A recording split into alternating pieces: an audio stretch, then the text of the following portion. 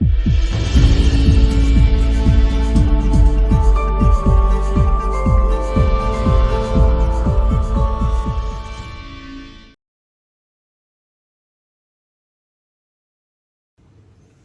evening, friends, my viewers, subscribers.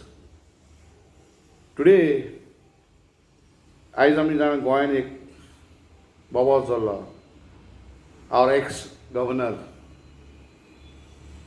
created a stir by making charges and allegations of corruption against the BJP government.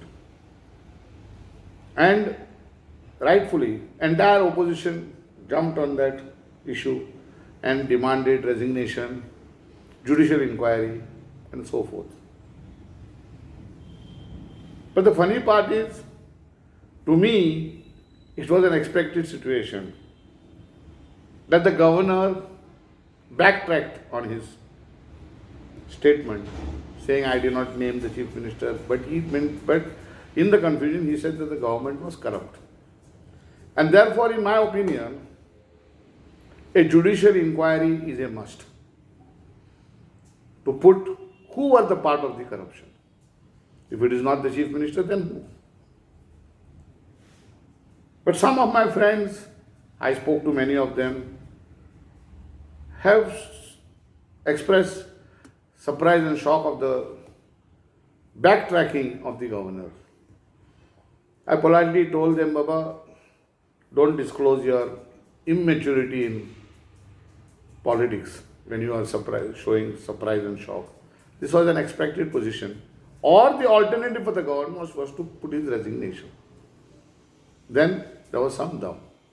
But continuing to be the president, that he would stand by that statement should never be believed by anybody. And that would have only exposed the immaturity of politics. Secondly, many have questioned me also. Why do the people take so much importance to the statement of the governor, who himself claims that because he told the truth, he was removed from Kashmir to Goa. Because he told the truth in Goa, he is removed from Goa, sent to Manipur. If you are a man of some integrity, because you are, after having told the truth and you are being shunted out, you put your resignation in.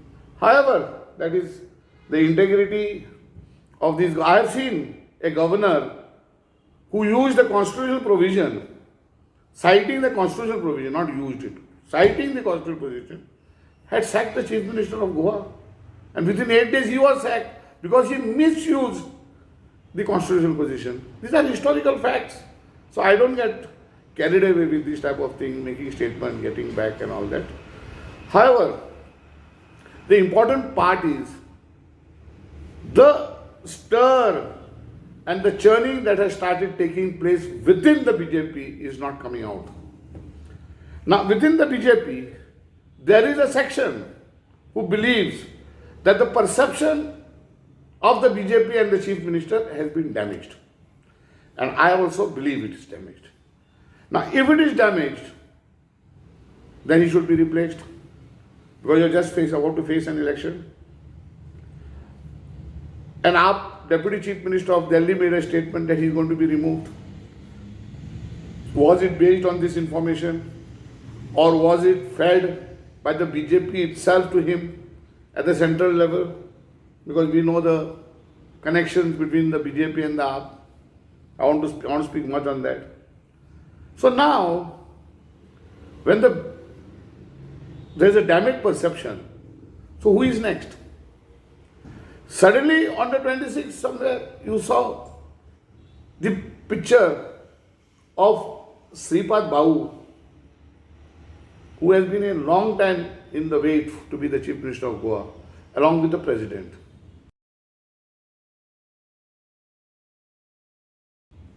I do not know why it happened, but it created a lot of flutter.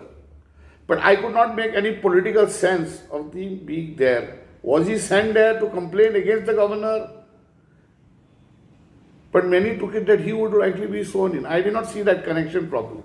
However, the fact remains, and I have spoken to many people within the BJP, who are my friends, well-wishers, who are deep inside, who are respected within the BJP, who believe that just removing the chief minister will not solve the problem. Whether they will remove him or not is their problem. I cannot say anything.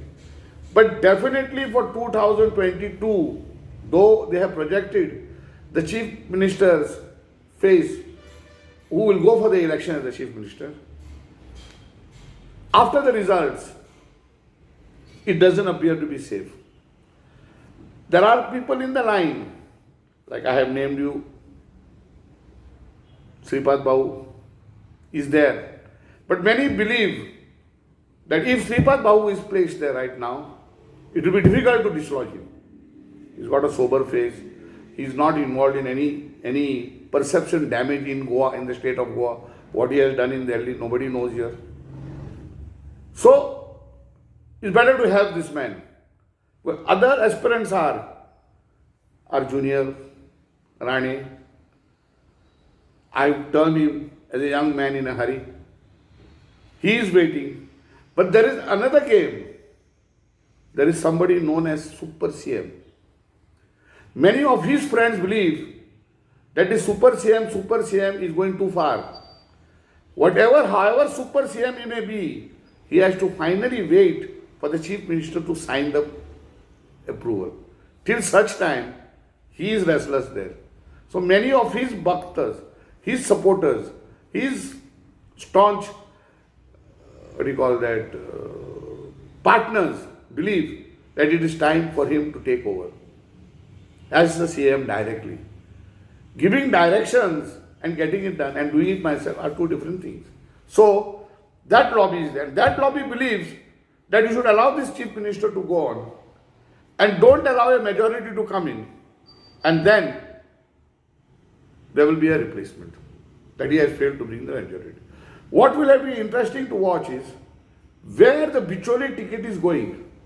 Whether it is going to a person who will make way for the Super CM to come in or what.